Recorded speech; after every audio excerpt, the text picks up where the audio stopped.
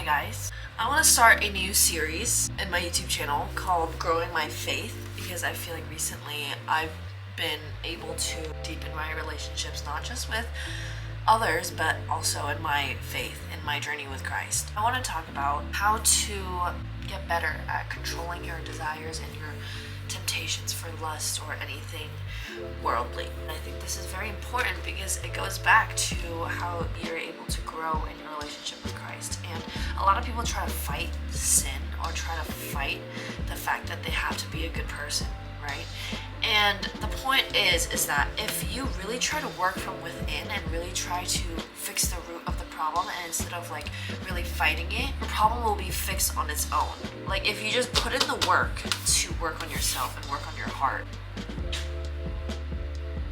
work on your flesh, your desire from within is going to automatically change to not even be wanting these worldly things or to fall into lust.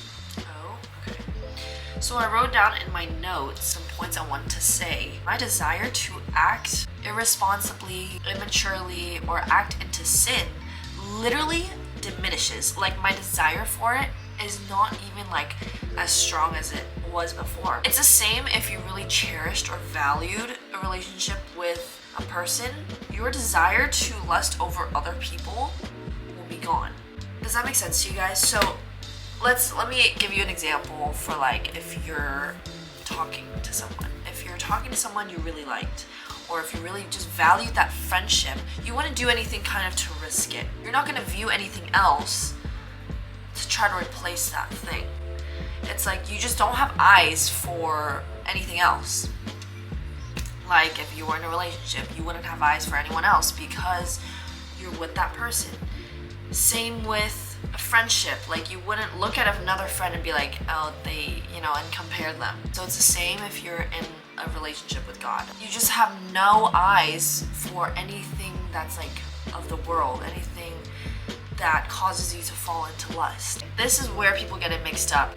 We try to fight these battles, but it's the fact that once we learn, like everyone has these temptations. It's not saying like you shouldn't have these temptations. Everyone has temptations. Everyone wants to do what our flesh wants to do, which is very, very normal.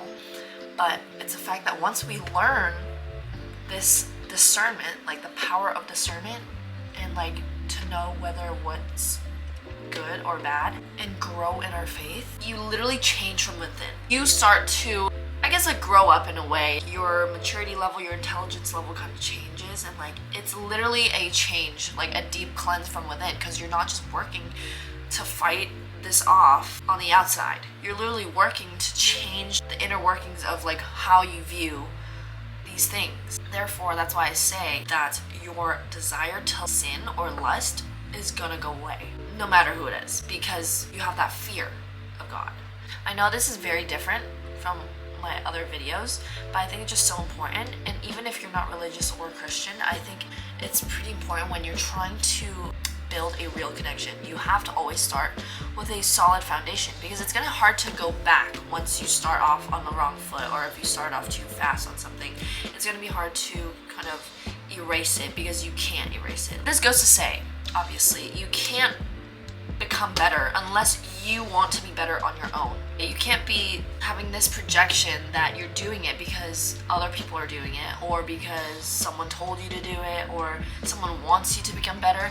Ultimately, that's not going to work out in the long run, because that's not what you wanted to do for yourself and for your own improvement and for your own good. So I say this because a lot of people take advice sometimes as criticism, and they're like, okay, I'm going to try to put on this front and just try to be this person for someone else, but that's not going to last. It's not. I say if you really want to become a better person, or really like glow up or level up, or just like learn new things about yourself and what you can truly unlock about yourself, you just have to read deeply into the things that you want to change, and you really have to want it for yourself. Like you really want to have to become better for yourself in order to grow. People will start to see that you're glowing. So I can give you an example. I literally went to a swim meet last month, and I saw some of my old friends from like old teammates a long time ago, maybe a decade, but they're like, Jasmine, you're literally like glowing. Or like, I don't know how long I've seen them, but I used to swim with them like when I was a kid. They're like, Jasmine, you're glowing. I've had many people say that to me, and they're like, good friends of mine, I didn't say this obviously, but I was thinking to myself, that's a really great compliment. You're glowing, like you're thriving, you look so happy. And I'm like, I never get that compliment. And so when I started to receive those comments, I'm like, people really start to notice like how you radiate, like your energy, your aura. It actually matters. And I didn't even like do anything like crazy, you know? I'm not doing this specifically for anyone. I'm kind of like, I'm just trying to work on myself and try to become the best version of myself, which is so cool that people notice. It's a real thing. When I see people like truly glowing, I don't know how to explain it, but you guys know what I mean? It's just like when someone just has a strong like aura to them. Sorry to use the word aura. It's a real thing. Like you can feel it and like there's just like a strong energy. Okay, my next point. Oh, I know that what their compliment to me is true because I know I've done the work and I know that I'm confident in who I am. And that is why I believe it.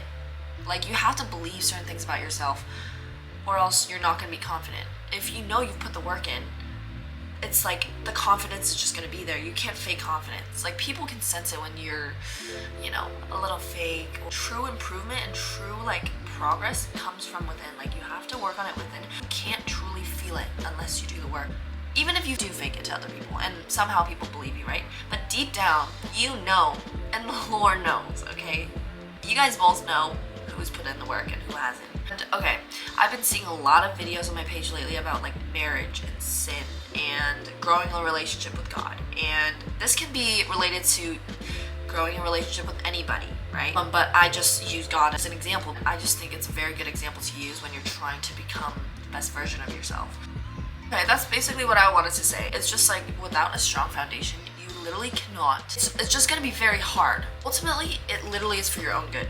Like if you work on the foundation yourself, like you will start to improve. You will start to find certain areas in your life that you suddenly are a little bit better at them. Like I'm trying to help you guys too. I'm trying to help you guys reach your level of flow state to where you become like everything you do is kind of already at that level where you're not worried, you're not anxious, you are patient, you're kind, you're just at a good like state of mind right now. So that's what I mean by like you're just calm.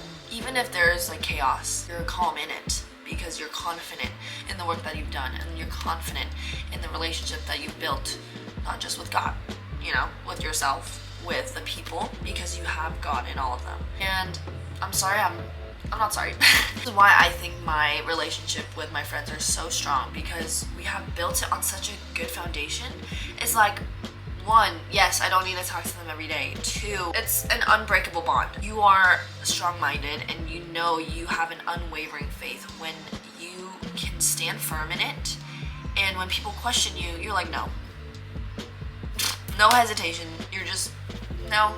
And even with certain behaviors, like when people are treating you a certain way, you're just very certain about what you want to tolerate and what you want to have in your life. And I'm not saying this to be mean, okay? Sometimes in order to be where you want to be in life, you do have to kind of be a little direct and honest, okay? It's more direct and honest than anything else. It's like, I don't tolerate this. And it's not saying you're a bad person, but that is not what I tolerate. That is literally it, guys. And so over the past couple months, I've literally just read so much on how to become a better person. And by becoming a better person, I mean that you start to be more selective with what you want, because you kind of know who the people you want to have in your life are. And that goes to say these people are genuine, these people are selfless, these people are not just kind to me. And I think this says a lot. Okay, sorry, I'm getting off track, but the people who are not just kind to me, but especially, keyword especially, that are kind to others and strangers, for example, like public, you know, workers, or like strangers, or anyone that you really don't know. If you are especially kind to them, that shows more of the person that you are than if you're just kind to me. Because I would rather you do that. Because if you're just gonna be kind to me, I'm like, okay, that's not really who you are then, you know? You're just putting up a front, you are showing me or trying to prove yourself to something, to someone who you're not, honestly. And it's okay not to be perfect. Everyone is working on their own journey. And so I want all of you guys to kind of come clean with it and just be, hey, I'm not perfect, I'm gonna work on this. And they'll be like, hey, dope. because people can see when you're actually trying to improve. If you try to deflect the problem and everyone's kind of saying a certain thing about you, luckily I've never really had to experience a lot of these things where I would hear things about people about me, or I would hear things from my friends that are just like unsettling, you know? I don't know if it's like the word toxic, but it's just an unsettling feeling. You're like, oh, why are they talking about that? I do not keep in contact with anyone who is disrespectful. Same goes to my previous video. This has nothing in relation to me, you know? Like, I'm trying to become a better person because I want to share it with other people when I become this person. And yeah, I've noticed like differences. When you really like start to glow and like just be like happy, and I don't know how to describe this feeling, but your friends around you will start to kind of be similar to you, if that makes sense. Okay guys, I gotta go. See you in a little bit.